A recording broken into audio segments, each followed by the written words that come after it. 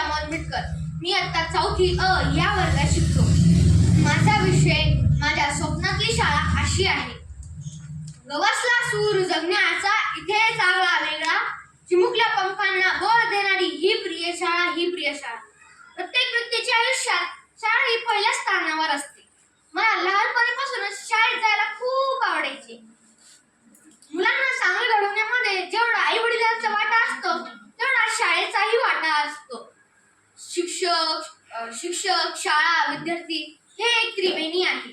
असावी सुंदर अशी एक शाळा, असावी सुंदर अशी एक शाळा, ओढ लागे तिची प्रत्येक बाळा, ओढ लागे तिची प्रत्येक बाळा.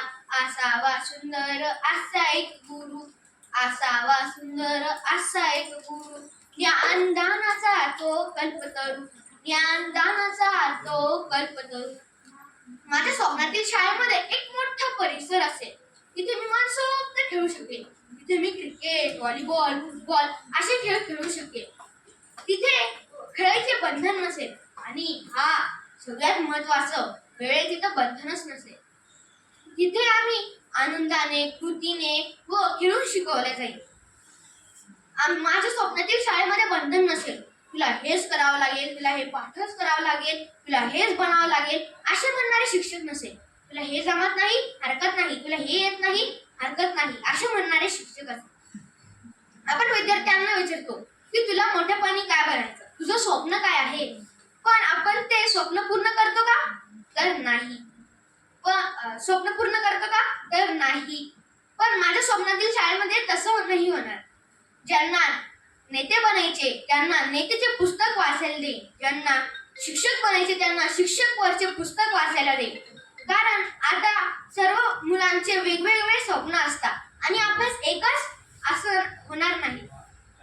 माझ्या स्वप्नातील शाळेमध्ये दप्तराचे ओझे नसेल आणि प्रत्येक मुलाला एक सेपरेट बेंच असेल. त्या बेंचच्या खालीच एक कपाटाचा कप्पा असेल. माझ्या स्वप्नातील शाळेमध्ये दप्तराचं ओझं नसेल, कारण की जे पुस्तक वह्या ते त्या कप्प्यामध्ये ठेवले जाईल आणि ज्या विषयाचा अभ्यास असला तो एकच विषय घरी न्यायचा.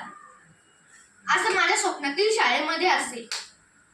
सुंदर माझी शाळा रे, सुंदर माझी शाळा रे, ज्ञानाचा पावसाळा रे, ज्ञानाचा पावसाळा रे, पाऊस पडतो ज्ञानाचा, पाऊस पडतो ज्ञानाचा, घडतो गोळा मातीचा, घडतो गोळा मातीचा, उजेडाचा काळा फळा रे, उजेडाचा काळा फळा रे, सुंदर माझी शाळा रे, सुंदर माझी शाळा रे.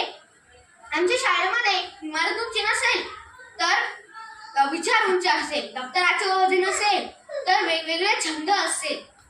तुम्ही येणार का माझ्या शाळेमध्ये? तर नक्कीच या. हे बोलून मी माझे 2 शब्द संपवतो. जय हिंद, जय महाराष्ट्र.